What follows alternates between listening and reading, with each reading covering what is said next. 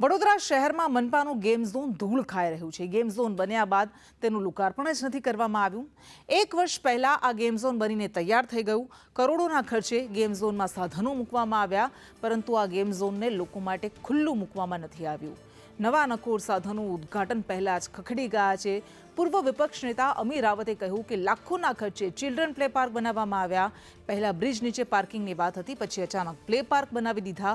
નિર્ણય લેનાર અધિકારીઓ સામે તપાસ થવી જોઈએ। આનો ખર્ચ જે તે અધિકારી પાસે વસૂલવો જોઈએ, કારણ કે આ લોકોના પૈસાનો વેડફાટ છે। આ ગેમ ઝોન કોઈને કામ લાગે તેવું નથી।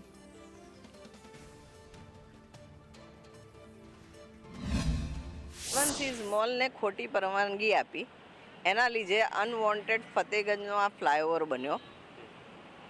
એના પછી અહીંયા ફ્રીડમ પાર્ક બન્યો નીચે, લાખો રૂપિયાના ખર્ચ કર્યા પછી ફ્રીડમ પાર્ક બનીને એ જ જગ્યાએ નીચે ચિલ્ડ્રન્સ પ્લે પાર્ક બનાવ્યો। એમાં બી લાખો રૂપિયાનો ખર્ચ થયો। લગભગ 1 વર્ષ પહેલાં લોકાર્પણ થવાની વાતો હતી, શણગાર્યું હતું, એના પર ફૂલોના ડેકોરેશન હતા, મુખ્યમંત્રી આવ્યા હતા। આજ દિવસ સુધી એક બાળકે આ બ્રિજની નીચે પ્લેગ્રાઉન્ડ વાપર્યો નથી।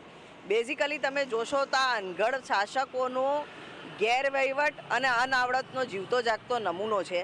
બાજુમાં આટલો ટ્રાફિક જતો હોય તો બાળકો અહીંયા રમવા કઈ રીતના આવે?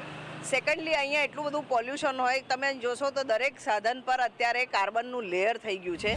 આટલા પ્રદૂષણ સ્માર્ટ સિટીના નામે વડોદરાના જે સત્તાધીશો છે તેઓ કેટલો સ્માર્ટ વહીવટ કરતા હોય છે તેના ઉત્તમ ઉદાહરણ અવારનવાર સામે આવતા હોય છે। ત્યારે વધુ એક ઉત્તમ ઉદાહરણ સામે આવ્યું છે, જે પ્રજાના પૈસાનો, જે ટેક્સના પૈસાની તેનો જે વેડફાટ કરવામાં આવી રહ્યો છે। આપણે આ દ્રશ્યો બતાવું કે આ બ્રિજની નીચે, ફતેગંજના બ્રિજની નીચે અહીંયા ગેમ ઝોન બનાવવામાં આવ્યું છે। લગભગ 1 વર્ષ થવા આવ્યું છે, હજુ સુધી આ ગેમ ઝોન નથી ખુલ્લું મુકાયું, પરંતુ અહીંયા સાધનો મૂકી દેવામાં આવ્યા। આ સાધનોની આપણે અહીંયા હાલત બતાવું।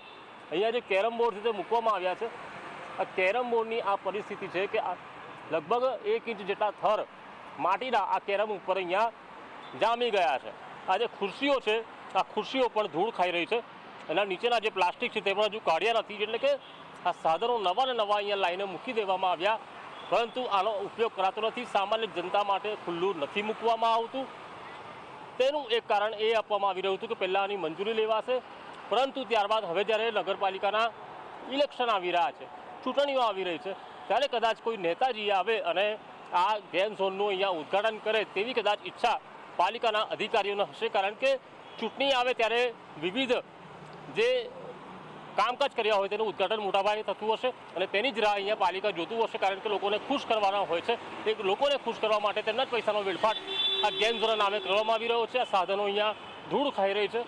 વડોદરામાં ઠેર ઠેર જેટલા પણ બ્રિજ બન્યા તેની નીચે જેટલા પણ આવી ખાલી જગ્યા છે તેનો સદુપયોગ કરવાના નામે જે નાણાંનો દુરુપયોગ થયો છે, અને એ નાણાંથી જે અહીંયા સાધનો લાવવામાં આવ્યા તે ધૂળ ખાઈ રહ્યા છે। ત્યારે આની સામે પણ તપાસ કરવામાં આવે કે કયા અધિકારીઓને આ બુદ્ધિ સૂજી હશે, તો જ કદાચ આ જે નાણાંનો વેડફાટ છે તે અટકી શકે, અને તેની સામે પણ યોગ્ય તપાસ થવી જોઈએ તેવી માંગ પણ વિપક્ષ કરી રહ્યું છે।